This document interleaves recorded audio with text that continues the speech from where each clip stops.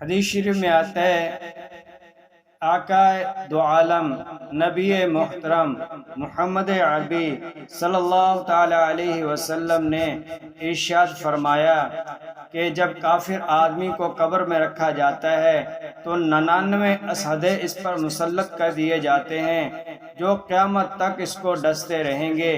نبی پاک صلی اللہ تعالی علیہ وسلم نے ارشاد فرمایا کہ جو آدمی پیشاب کے اندر احتیاط نہیں کرتا اور جو غیبت اور چغلخوری کے اندر مبتلا ہے، اس سے احتیاط نہیں برتتا، تو یہ لوگ کل جب قبر کے اندر جائیں گے تو ان گناہوں کی وجہ سے عذاب قبر ان پر مسلط کر دیا جائے گا۔ نبی پاک صلی اللہ تعالی وسلم نے ارشاد فرمایا کہ جو آدمی شراب چوری کا عادی ہو اور اس سے توبہ نہ کرے اور جب یہ قبر میں جائے گا تو 2 سانپ اس پر مسلط کر دیے جائیں گے جو اس کو مسلسل ڈستے رہیں گے۔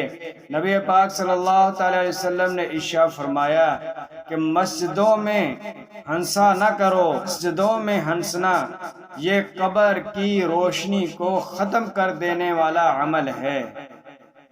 کتابوں میں ایک قصہ لکھا ہے کہ ایک آدمی فوت ہو گیا اور جب اس کی قبر کھودی گئی دفنانے کے لیے تو بلی کی طرح کا ایک جانور وہاں سے نمودار ہوا اور چیخنے لگا۔